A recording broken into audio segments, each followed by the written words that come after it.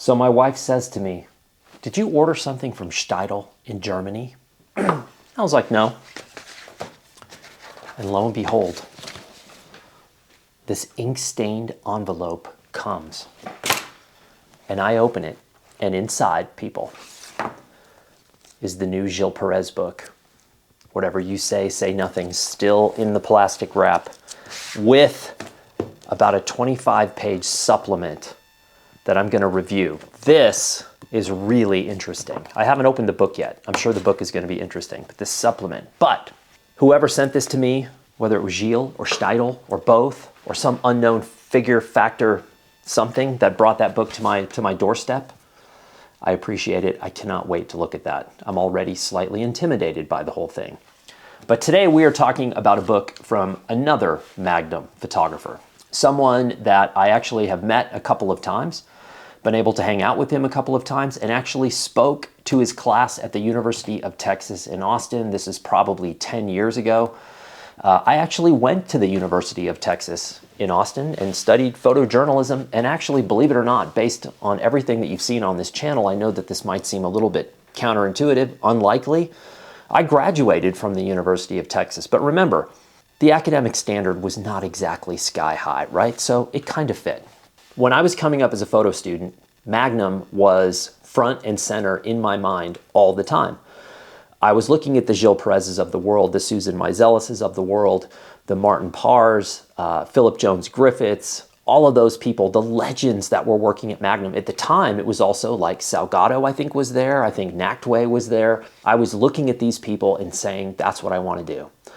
At the same time, I'm a kid. If I had to define the decade that basically I put my stamp on, although no one else would have known that, I in my white high tops, parachute pants, and Izod shirt with the collar up, the decade that I put my stamp on was the 1980s, people. It was the decade of Miami Vice. What else do you need to know? A huge story during the 1980s was what was happening in the Middle East, in particular what was happening in Lebanon. Now, for a kid from South Texas whose parents were not really interested in geopolitics or really any other region in the world, it might seem odd to you that I was kind of fascinated by what was happening in the Middle East. And I was following in middle school and high school, I was following the story of what was happening in Lebanon. I was also following the journalism that was happening in Lebanon. And I think that had a residual effect on me actually picking up a camera at some point in my life and actually saying, hey, I think I'll give this photography thing a whirl. One of the books that I found during this time, and I found it in the early 90s, it was published in 1988, was Beirut, City of Regrets by Eli Reed and Faoud Ajami. Faoud Ajami is the writer, Eli Reed is the photographer. Eli Reed is the Magnum photographer that we are talking about today. But I want to preface this with something. When I look at this book now, which I'll do a top down here in a second, when I look at this book now, it feels and looks like a really simple book. A lot of the photo books I see today, there's much more of a sophistication in the design and the layouts and sort of the overall look and feel. The materials are different. To me, I appreciate it, but it has no bearing on whether or not a book has an impact on me. The books that I'm showing you in this series are books that have had a personal impact on me, regardless of who published them, how much they cost, what materials they used, what the design was. At some point, that doesn't matter if you have an emotional reaction to the work. So when I found Eli Reed's work from Lebanon, it just sort of, boom, hit me like a truck. Would people look at this book now and say, wow, this is the greatest book ever in the history of photo books? Probably not. But I think they would say the same thing about the vast majority of books I have on my shelf. This book, regardless, is really important to me. I think the design is very simple. There are a couple of peculiarities about the design that I want to bring to your attention when we do the top down, because they got me thinking as to how that would have changed today in the modern bookmaking world. But the truth of the matter is that Eli Reed went to Lebanon because he was sparked by an idea, a story, knew nothing about it, and decided to go, and went and actually stayed a lot longer than he thought he was going to, and really poured himself into doing this project. Remember, this is mid-80s. The book was published in 1988. Let me give you a little feedback here on who actually is responsible for bringing this out. I've mentioned this in every single one of these films I've done. You put a photo book out in the world, this is a team effort. This is not Eli Reed in his basement putting this book out. This is Eli Reed and Faoud Ajami and an entire team around them, not to mention all the people that helped facilitate the images in the first place. Now, somehow, I bought this book. I still have the receipt because I'm a meticulous bookkeeper. I bought this at Half Price Books in Austin, Texas in 1997, actually, September, and I paid $10 for it. Sorry, Eli. It wasn't full price. And this book belonged to Ramesh Mangaharlamani. I'm butchering that. Ramesh Mangaharlamani. And he signed it, and he was writing it to someone else, and he said, 1995, Beirut, Lebanon, the most beautiful city and fantastic people, what a tragedy. So, Ramesh, if you're out there, I have your book. If you want it back, I will send it to you. I have a second copy of this book, thanks to my friend Paul, and we can move forward. Let me just talk about who did this thing, because these folks deserve credit. Copyright 88, Faoud Ajami and Eli Reed, all rights reserved, published simultaneously in Canada. That's, I think, the country to the north of us. Not entirely sure, but let's go, we'll get a map out later and try to find it. Simultaneously published by Penguin. This was printed in Italy. Italy is one of the hotspots for photo book production. China, Italy, Germany, France, Iceland, these are all sort of hotbeds. Turkey is another one where there's a lot of photo books being printed. The text of the book is composed in Gil Sans. Composition is by Trufant Typographers. Manufacturing is by American Pizzi Offset Corporation. And the book was designed by Oman's Design. This is a first edition. There's a Library of Congress publication, and this is from W.W. Norton and Company in New York. Let's do a little top-down secret sauce, and I'll show you what I like about this book. All right, people, let's have a little look-see at Beirut, City of Regrets. And just as a reminder, I paid $10 for this book, Half Price Books. I'm not proud of it. I was a student. I was broke. It was either $10 for the book and or full price, and I would never have been able to afford an egg roll, which is what I went to eat after I got this book. Very simple cover. This is a soft cover. Sometimes people refer to this as a flexi cover. Perfect bound, dramatic image on the cover. I am going to skip through a lot because I've mentioned this before. I'm never really sure what the author of a book like this would think of me doing a film like this, so I don't want to give away too much. I'm bringing it to your attention because this book had an emotional resonance with me. I was a journalism junkie, print journalism in particular junkie. And this book was something that I looked at literally hundreds and hundreds of times when I was coming up as a photographer and really starting out my career. One of the first things, here's the signature from the guy whose book I somehow ended up with, half title page here. We've got a little table of contents page here.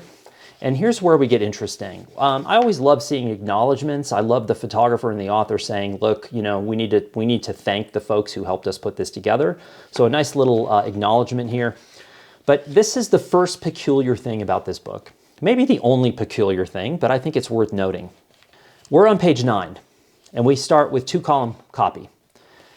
This runs all the way to page 47. The first 47 pages of the book are copy. So that tells you that this was really not a book that was printed in 2021. Now, here's why I love this. That is a lot of copy to have up front in the front of a book, in a photography book that basically, you're waiting to get to the artwork and you've got 47 pages without artwork. The reason I love that is because, in my opinion, if you're going to have any remote chance of understanding what's happening in a place like Lebanon and the complexity of the geopolitical situation that you're talking about, the only way you're going to understand that is by reading it. So I think the gauntlet of having 47 pages of copy up front sort of sets the tone from the posers versus the real deal. The posers are the photogs among us who will skip all 47 pages and just blast into the artwork and then start critiquing it relentlessly, right? That's what we do as photographers. Me, I see this and say, before I deserve to look at the photographs, I got to put my time in and I got to read about the context of what the heck is happening in Lebanon.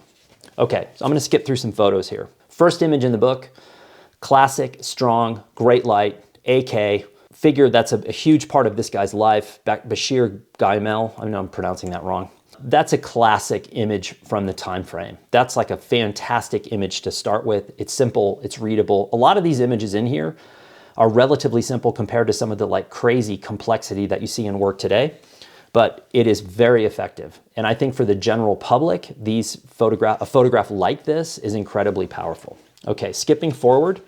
One of the things that I love about this book, and I'm going to mention this at the end because Eli gives a lot of explanation as to how this project came to be, which I think is one of the, from a photographer perspective, it's one of the coolest aspects of this book, as you get a little window into his philosophy and also his process of how he made this stuff. One of the things I like about the book is the range of photograph proves to me that he was there for months at a time, because you cannot get the range of photograph from the families on the beaches to the kids playing in the water with the shelling and the smoke in the background. You've got quiet moments, you've got funny moments, you've got dramatic moments, you've got violent moments. That only comes from copious amounts of time in the field. Okay. Also, there's a run of portraiture through the book. Again, very simple, good light, clean, immediately engaging with these kind of photographs and portraits, showing you the sort of range of face, culture, and people that you have in Lebanon. All right, moving forward.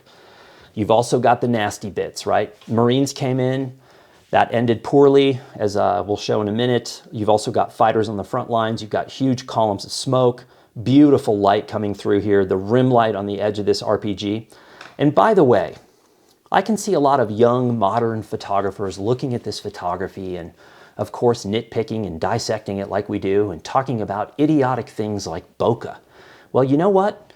When you're taking RPG fire, you're not really caring about bokeh. So let's like never talk about it again. I love the juxtaposition of these two, the sort of fearful look in the face of the Marine, the flag, and the Palestinian fighter right here. Okay, two more little spreads and then I'm gonna end this baby, if I can ever turn these pages and get to where I'm going. Let's go here. Nope, I missed one. Let's here eventually. I've got it bookmarked. It must be important. Yeah, I put this in because these people are taking sniper fire, okay? And as a photographer, again, you're not thinking about bokeh, you're not thinking about equipment, you're not thinking about your career. You're like, these people are taking sniper fire. Number one, I have to take cover. I have to make sure that I'm not hit, and I've got to make work in the middle of that. There's a whole lot of bluster around photography, and there's a lot of people that talk about this stuff or doing this stuff, but they've never done it and they never will. And it's a whole different ball game to get into a situation like that where all of a sudden you're in the field of fire and you're trying to make pictures. So anybody who's able to successfully get in and out of these kind of environments deserves a lot of credit. Okay, last thing I'm going to show, and this is really fun. Photographer's notes. Eli went above and beyond here by giving explanations of how this project came to be. In 1982, during a Neiman Fellowship at Harvard, where I heard accounts of the 82 Israeli invasion from visiting journalists, the stories compelled me to try to understand how the average Lebanese citizen could survive their days and nights. So I resolved to go. He did. He was supposed to be there for a couple of weeks. He stayed for 4.5 months. Really wonderful set of notes with a Beirut parable here at the end. He also talks about 2 occasions of leaving Beirut that are prominent in his memory about like how traumatic it was to get there, cover part of the story, then have to leave. And then this really interesting, you could call it even bizarre if you want, because normally people don't go into this kind of detail. But I think for you gearheads out there, this is pretty interesting because remember, this is early on. And even though Eli's a good photographer and he's a Magnum photographer, it just kind of shows you at times like how these projects have to get scraped together. So he says, I primarily used Olympus and lights cameras. With Olympus, it was the OM1 3s and 4s with motors and lenses from 21 to 180. Leicas were M3, 4, 5, and 6s with motors. Cameras with the lenses were 21s and 28s and 35s and 50s. And he also used Canon. And he said, look, I used Olympus, but I didn't have enough equipment at the time of the first trip. And so they supplied me because of Bruce Davidson, who's another Magnum photographer who intervened and said, look, Eli needs some kit. Hook him up, people. Better than some clown talking about bokeh. He used Minolta light meters, and when strobes, he used a Vivitar 283. Anyone who came up when I did knows that strobe very well and how unruly it could be at times. And also he used a compact Celestron mirror lens when he needed to. And I love the last part, which is he shot Kodachrome 64, Ektachrome 64 and 200, Tungsten 160, and he exposed the Kodachrome at 80.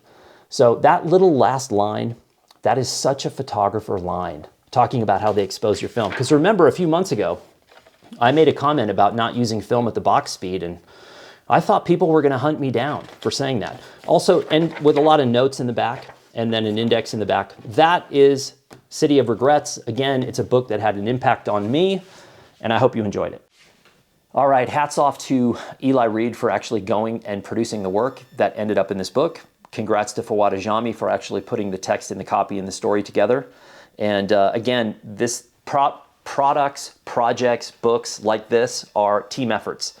So all of these folks came together. If you don't know the history of Lebanon and the war that was happening there, it's an incredibly relevant, important story. The residue of that story is still trickling through the Middle East today. I highly recommend boning up on that subject if you find it interesting. And I will be back with more books I love.